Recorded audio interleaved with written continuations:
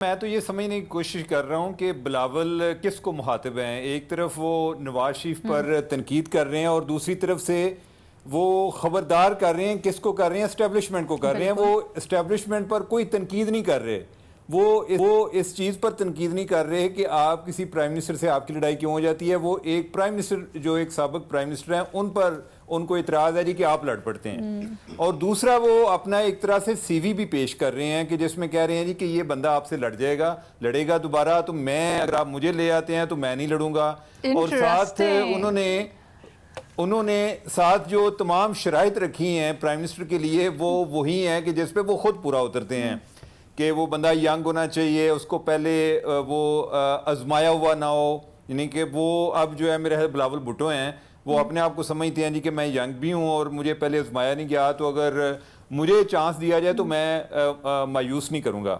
अच्छा, ये जो एक तासर है कि नवाज शरीफ की इस्टेब्लिशमेंट से लड़ाई है या क्या नवाज शरीफ को इस्टेब्लिशमेंट कबूल करेगी, इसमें असल में हमें ये देखना पड़ेगा कि इस्टेब्लिशमेंट हम किसको कहते हैं।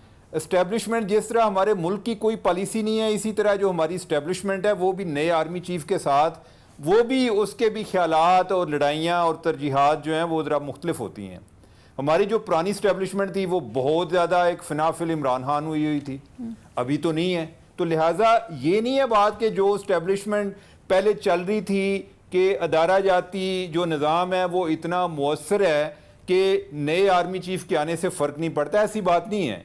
जो मौजूदा क़यादत है इस्टेब्लिशमेंट की वो इमरान खान के लिए कोई नरम कोशा नहीं रखती, लेकिन वो नवाज शरीफ के लिए नरम कोशा रखती हैं। दूसरी चीज़ ये है कि अगर मियाँ नवाज शरीफ पाकिस्तान आ गए हैं और उनके सारे मामला दुरुस्त हो रहे हैं तो ये तवक्को करना कि नहीं वो अभी इस्टेब्लिशमेंट के साथ उनके उसी तरह लड़ाइयाँ चल रही हैं, तो ये भी मेरे ख्याल हमारी खामख्याली है। ऐसी बात नहीं है। और मैं आपको बताता जाऊँ कि मियाँ नवाज शरीफ के इस्टेब्लिशमेंट के साथ बड़े अच्छे ताल्लुकात हैं। ऐसा नहीं है कि जो हम समझ रहे हैं कि वो अभी भी उनकी लेफ्ट साइड पे, ऐसी बात नहीं है। और मेरे लिए ये ताज्जुब की बात होगी कि अगर नवाज शरीफ के अलावा अगर नून लीग अक्सरियत ले जाती है या नून लीग गवर्नमेंट बनाती है तो नवाज शरीफ के अलावा किसी और को वज़ीर-ए-आज़म बनाना मेरे लिए ताज्जुब की बात होगी। आम तासर ये है कि शहबाज शरीफ जो हैं वो इस्टेब्लिशमेंट के चूँकि बड़े फरमाबरदार हैं तो लिहाजा इस्टेब्लिशमेंट उन्हीं को पसंद करती है। नवाज शरीफ जो है उनके साथ भी उनके बहुत अच्छे तल्लुकात हैं और नवाज शरीफ ने जो पिछला टाइम अपना गुजारा है उन्होंने इस्टेब्लिशमेंट के साथ ताल्लुक रखने की कोशिश की है, बहुत बेहतर करने की कोशिश की है। वो लड़ने की उन्होंने कोशिश नहीं की। हाँ, ये ज़रूर था कि इस्टेब्लिशमेंट पुरानी को उनका चेहरा पसंद नहीं आ रहा था। और उसमें भी आप अगर ये बात करें तो कोई ज़रूरी नहीं कि जो उस टाइम के आर्मी चीफ थे उनके साथ कोई ऐसा कन्फ्लिक्ट चल रहा था। जो उनके साथ जो जर्नैल थे उनके साथ ज़्यादा कोई ना कोई प्रॉब्लम था कि जो इक्वल अमंग द इक्वल्स वाला जो कॉन्सेप्ट था उसमें जो दूसरे लोग हैं वो कोई ज़्यादा प्रिवेल करने की कोशिश कर रहे थे।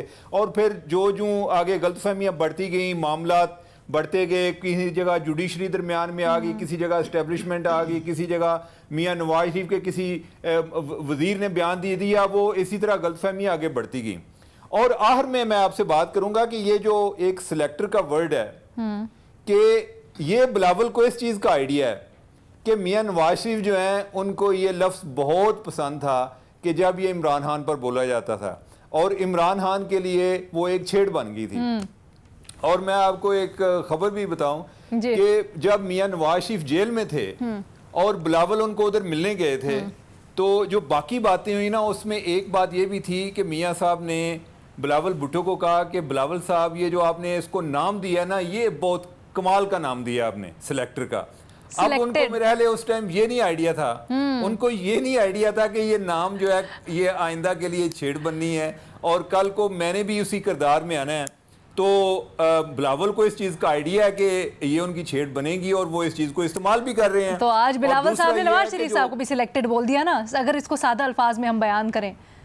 हाँ, उनका ये मतलब है और आगे ये चलना है। ये आगे अगर जो गवर्नमेंट चलेगी तो उसके साथ साथ ये बयान चलेगा। लेकिन ये है कि हमारी ओवरऑल एक बड़ी अनफॉर्चुनेट रियलिटी है कि जिस जगह पे जो गेट कीपर होंगे ना, गेट कीपर से जो भी बंदा उनके साथ ताल्लुक बिगाड़ेगा उसको एंट्री नहीं मिलती। अच्छा। तो लिहाजा वो कोई भी पार्टी हो वो जो गेट कीपर होता है अच्छा, उसके पहले तो साथ क्योंकि उसको आपने कहा ना ताल्लुक बिलावल, रखने पड़ते हैं। आपने इसका तज्जिया इस तरह से किया है, बिलावल अपनी सीवी पेश करने की कोशिश कर रहे हैं, तो जरा जल्दी से और बड़ी मुख्तसर मुझे बता दें बिलावल साहब की कबूलियत कितनी है? नहीं, बिलावल साहब की कोई कबूलियत नहीं है। बिलावल साहब ने कोई एक परसेप्शन बिल्ड करने की कोशिश की पहले, जब ये गवर्नमेंट में थे। तासर ये था जी कि अगला चांस जो है बिलावल साहब को मिल रहा है, लेकिन उनको नहीं मिल रहा, बल्कि उनको सिंध में टफ टाइम मिल रहा है, जिसकी वजह से वो साथ मियां नवाज शरीफ से भी शिकवा कर रहे हैं और साथ वो उनको भी बता रहे हैं कि जिन्होंने आगे कुछ सिलेक्शन करनी होती है कि भाईजान ये बंदा ठीक नहीं है, हमारे से बात करें, हम जो है we are good deal makers.